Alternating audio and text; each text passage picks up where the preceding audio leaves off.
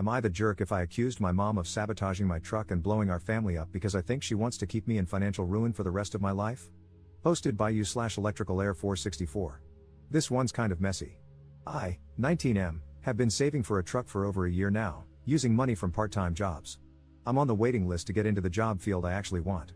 I also currently still live at home and have been using my mom's 56F vehicle to get to and from work, as she is recently retired and doesn't go out much. I saved up enough to buy a used pickup that I really wanted and test drove several times to make sure it was in good condition. I bought the truck, paid for several months of insurance up front, and got it registered. I drove it around for a few days, and it ran fine.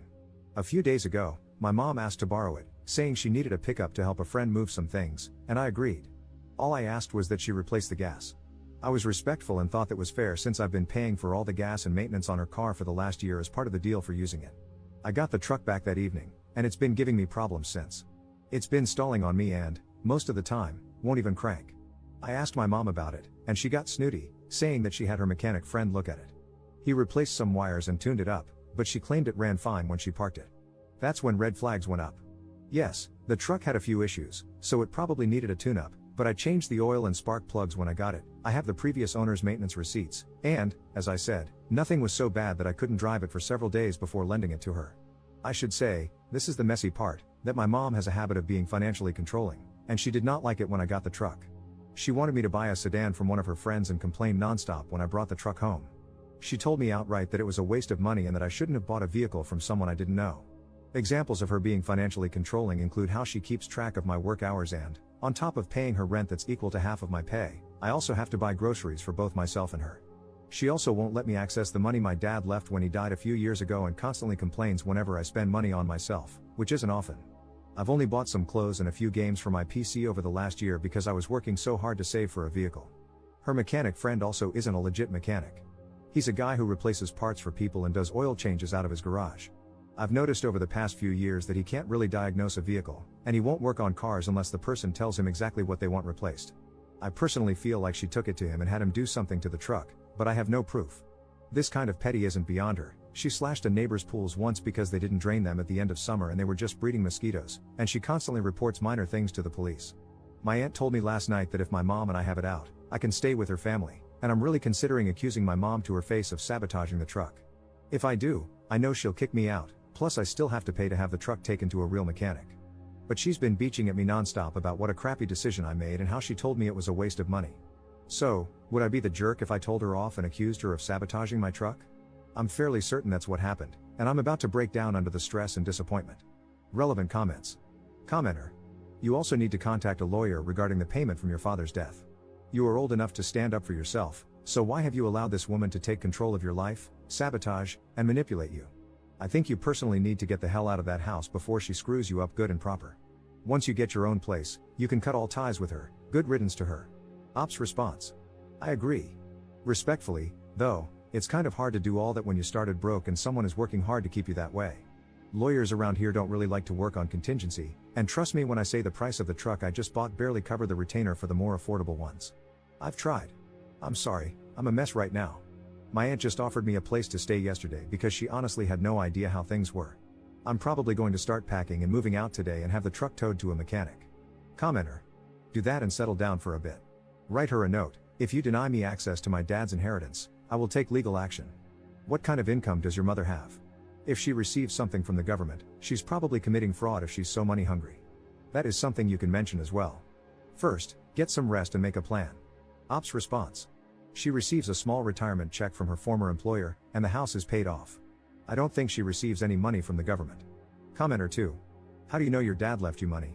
And where is it, to the best of your knowledge? Did you ever see it or sign it over to your mom?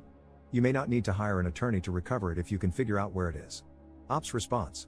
My dad died of cancer 5 years ago. A few months before he passed, he told me that he had been putting money into a savings account from every paycheck since before I was born and was planning to surprise me with it when I graduated high school. He said there was almost $40,000 in it, and my mom would take care of it until I graduated. She has the account, and I know it still exists because she gets the statements in the mail, and that's the only account my parents had, that I know of, at this particular bank. Update 3 days later. This will be the only update. This is an alt account I made because my mom knows about my other account I've had for a few years, so I'll be deleting it this weekend. So, to answer some questions that people asked. Why don't I get a better job? I was working 2 part-time jobs. Good jobs aren't easy to come by where I live. That's part of the complication with moving in with my aunt, as she lives an hour away, and I would have to find work all over again. That issue has been resolved, though. Did my dad leave a will? If he did, I've never seen it. I don't think he did, and when I asked my aunt about it on Thursday, she is my dad's sister, she said she didn't think he did. But that's part of the update. The update itself is this: my mom and I had a major argument, and I am now at my aunt's until I save up enough to get my own place. The argument wasn't over the truck, though that did come into play. Basically, I took the advice of everyone who commented and said to just go no contact and move out. I had to make sure I could get a job, though, and my uncle was able to get me a decent job as a construction laborer for the company he works for. I start Monday.